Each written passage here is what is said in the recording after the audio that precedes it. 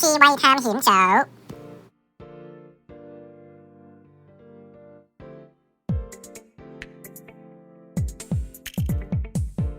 今次我哋嚟到北角去試住另一個 staycation package。提到北角嘅酒店，我諗大家都估到，我哋今次嚟住 Hyatt Centric Hotel。酒店嘅交通非常方便，可以搭港鐵嚟到北角嘅 A1 出口，或者搭渡輪由九龍直接過到嚟酒店側邊。酒店側邊呢，亦都有北角匯嘅商場。呢個新開嘅商場呢，有好多嘢食，所以就算你嘅 package 冇包到餐飲呢，都可以過隔離去揾食㗎。今次我哋買嘅 staycation package 呢，就喺 runhotel.hk 嗰度買嘅。今次呢個 staycation package 呢，就880蚊，包咗自助午餐同埋第二朝嘅輕便早餐。第三波疫情呢，稍為緩和咗，但係酒店都冇鬆懈，喺每個角落呢，都有體溫探測器同埋呢一個酒精搓手液。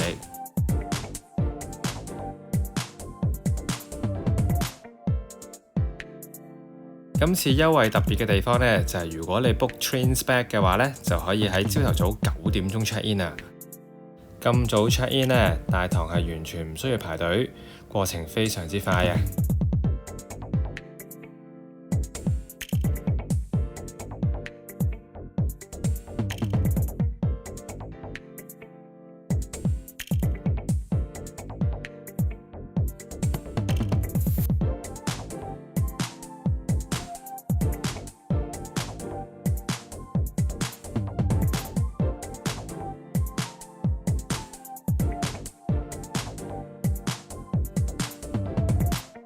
今次我哋住嘅呢係基本房型，不過房間都唔細，有23.5個 meter square。放完2張單人床之後呢，仲有個細細地嘅偏廳，方便你食嘢啦或者做嘢嘅。酒店房嘅景觀呢，有半樓景，亦都送半個海景仔俾你，就算係唔話得啦。而酒店嘅隔音呢，其實都做得唔錯，雖然咁近東區走廊，但係完全聽唔到引擎聲啊。同一貫Hyatt酒店嘅風格一樣呢，房間嘅酒店佈置呢都係行簡約風嘅。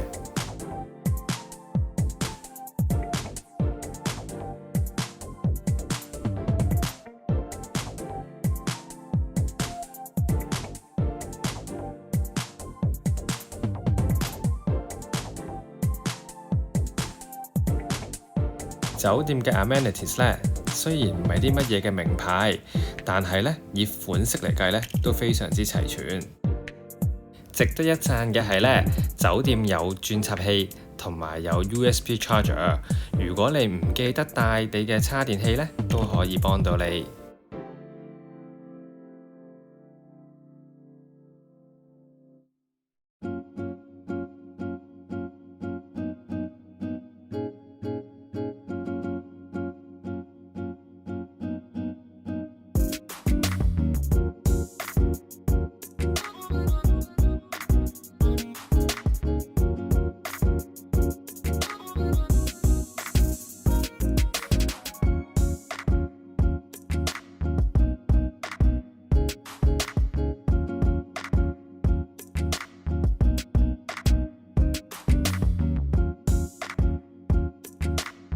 整個酒店房間令我覺得最值得讚嘅呢，就係非常之乾淨啊！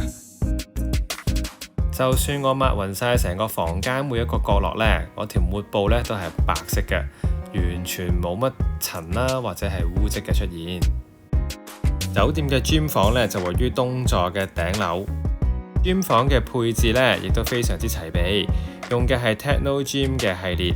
有 cable 機啦，亦都有一啲 weight train machine 嘅。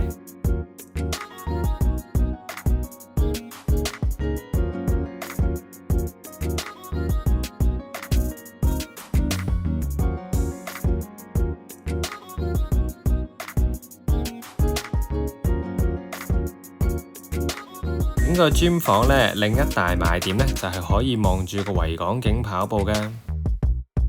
另一個好玩嘅地方呢，就係酒店配備咗 VR 飛行體驗。嗰日喺 gym 房度戴住 VR 眼鏡，玩到我頭都暈埋啊！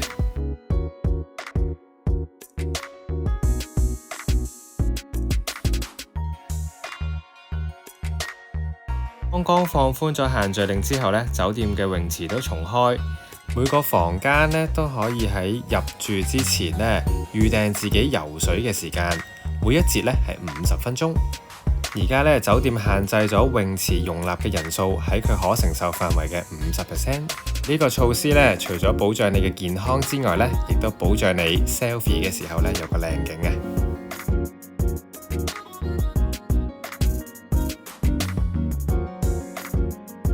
酒店套票包埋嘅自助午餐呢，分2個時段，每節係90分鐘，亦都要喺入住之前預訂嘅。餐廳嘅座位呢，亦都非常之寬敞，坐得都幾舒服嘅。餐廳攞嘢食嘅地方呢，分咗冷盤區同埋熱盤區。平日嘅午餐自助餐呢，就有青口同埋凍蝦。雖然呢款式呢就唔係多，不過佢嘅青口呢就冇乜雪味，我都覺得幾好食。今日嘅刺身呢就有三文魚、赤身、希靈魚同埋池魚。喺冷盤區呢，另一樣要排隊嘅嘢呢就係即製沙律。今日呢係有 Caesar salad 啦，同埋有泰式嘅青木瓜沙律嘅。相比起已經整好嘅現成沙律呢，即製沙律呢個好處就係啲沙律菜冇出水啊，你可以食到最新鮮嘅沙律菜。到熱食區呢，第一個望到嘅就係燒烤嘅 counter。今日呢係有燒豬頸肉同埋燒雞翼食嘅。而燒牛肉方面呢，因為我個人就比較驚食啲好血淋淋嘅肉嘅，所以呢，其實佢個生熟程度呢，我覺得幾好嘅，冇乜血水，7成熟啦大概。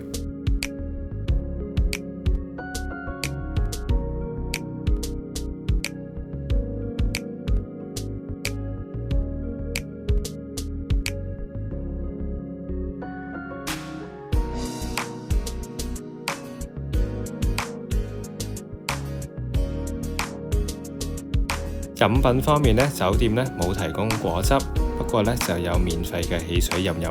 有個小小嘅窩心位呢，就係呢餐廳會提供佢自製嘅口罩套俾你。比起其他餐廳淨係俾張紙巾啊，或者係膠袋你裝住個口罩呢，呢間餐廳呢多咗呢個小小嘅加分位啦。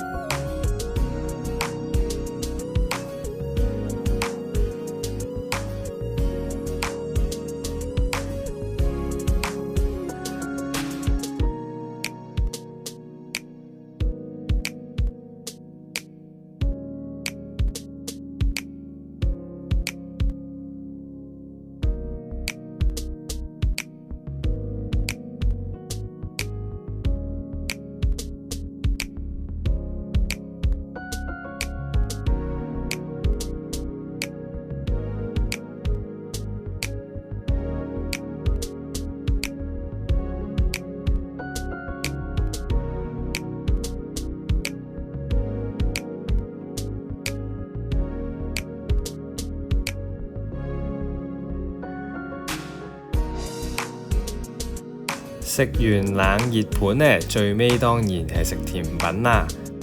印象中呢，呢間餐廳嘅甜品呢就唔算話太多，蛋糕呢都係1-2款俾你揀啫。喺甜品部呢，最搶眼嘅呢就有 XTC 嘅 Gelato。呢隻 Gelato 呢用嘅 cream 呢比較少，脂肪含量呢只係5至10%。所以喺飲飽食醉之後呢，再食呢個 Gelato 雪糕呢，都唔會覺得好膩滯。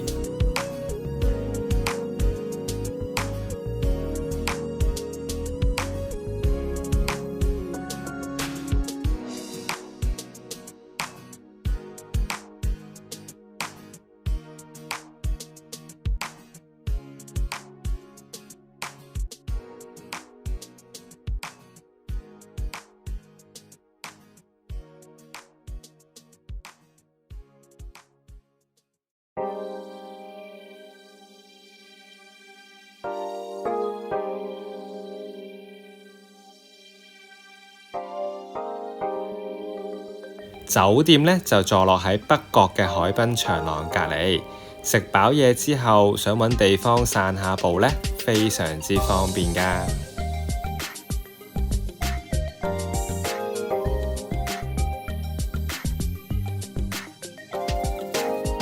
酒店隔離呢，就正係北角匯嘅商場。今晚嘅晚餐呢，我哋都喺嗰度解決。呢間嚟自於新加坡嘅餐廳呢，招呼同埋味道呢，都一般般啫。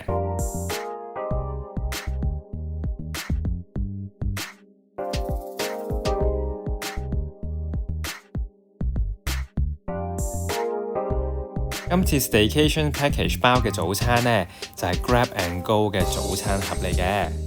拎早餐嘅時間呢，就唔需要預約，只需要咧去返 Farmer House 嘅前台嗰度呢，同職員講呢要攞早餐，佢就會帶你去攞㗎喇。早餐嘅內容呢，相對都非常豐富，以凍食為主，有沙律、芝士火腿拼盤、新鮮水果同埋麵包。整體嘅食材呢都算幾新鮮，同埋呢份量呢都非常足夠。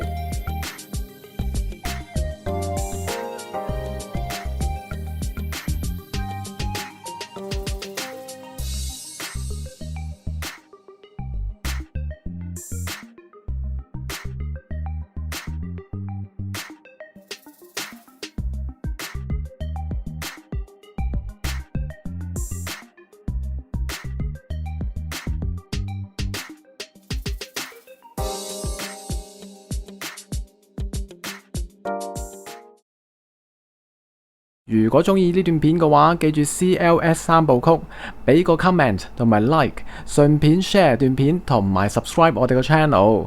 下一集見，拜拜。